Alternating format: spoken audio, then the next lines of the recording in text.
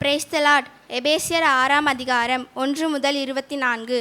பிள்ளைகளே, உங்கள் பெற்றோருக்கு கர்த்தருக்குள் கீழ்ப்படியுங்கள், இது நியாயம். உனக்கு நன்மை உண்டாயிருப்பதற்கும் பூமியிலே உன் வாழ்நாள் நீடித்திருப்பதற்கும் உன் தகப்பனையும் உன் தாயையும் கனம் பண்ணுவாயாக. இதுவே வாக்குத்தத்தம் உள்ள முதலாம் கற்பனையாயிருக்கிறது. பிதாக்களே, நீங்களும் உங்கள் பிள்ளைகளை கோபப்படுத்தாமல் கர்த்தர்க்கேற்ற சிட்சையிலும் போதனையிலும் அவர்களை வளர்ப்பீர்களாக. வேலைக்காரர்களே, நீங்கள் கிறிஸ்துவுக்கு கீழ்ப்படுகிறது போல சரீரத்தின்படி உங்கள் எஜமானாய் இருக்கிறவருக்கும் பயத்தோடும் நடுக்கத்தோடும் கபடற்ற மனதோடும் கீழ்ப்படிந்து மனுஷனுக்கு பிரியமாயிருக்க பார்வைக்கு விரும்புகிறவர்களாக மனப்பூர்வமாய் தேவனுடைய சித்தத்தின்படி ஊழியம் செய்யுங்கள்.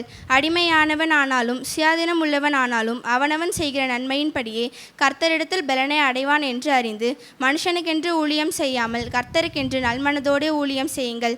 எஜமானரே, அப்படியே நீங்களும் வேலைக்காரர்களுக்கு செய்ய வேண்டியவைகளை செய்து அவர்களுக்கும் உங்களுக்கும் எஜமானவர் பரலோகத்தில் இருக்கிறார் என்றும் அவரிடத்தில் பட்சபாதம் இல்லை என்றும் அறிந்து கடன் சொல்ல விட்டுவிடுங்கள். கடைசியாக என் சகோதரரே, கர்த்தரிலும் அவருடைய சத்துவத்தின் வல்லமையிலும் பலப்படுங்கள்.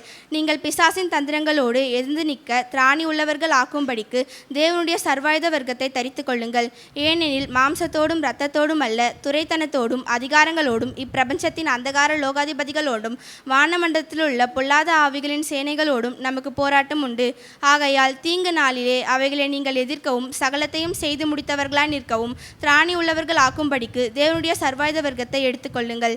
சத்தியம் என்னும் கச்சையை உங்கள் அறையில் கட்டினவர்களாகவும் நீதி என்னும் மார்க்க வசனத்தை தரித்தவர்களாகவும் சமாதானத்தின் சுவிசேஷத்திற்குரிய ஆயத்தம் என்னும் பாதரட்சியை கால்களிலே தொடுத்தவர்களாகவும் பொல்லாங்க நெய்யும் அக்னிஸ்தாரங்களை எல்லாம் அவித்து போடத்தக்கதாய் எல்லாவற்றிற்கும் மேலான விசுவாசம் என்னும் கேடகத்தை பிடித்தவர்களாகவும் நில்லுங்கள். தலை சீராவையும் வேத வசனமாகிய ஆவியின் பட்டயத்தையும் எடுத்துக்கொள்ளுங்கள். எந்த சமயத்திலும் சகலவிதமான வேண்டுதல்களோடும் விண்ணப்பங்களோடும் ஜெபம் செய்து அதன் பொருட்டு மிகுந்த மன உறுதியுடன் சகலத்தையும் செய்து முடித்தவர்களாய் நில்லுங்கள்.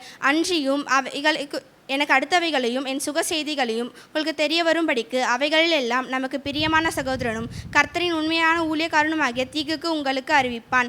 நீங்கள் எங்கள் செய்திகளை அறியவும் உங்கள் இருதயங்களுக்கு ஆறுதல் அளிக்கவும் அவனை உங்களிடத்தில் அனுப்பினேன்.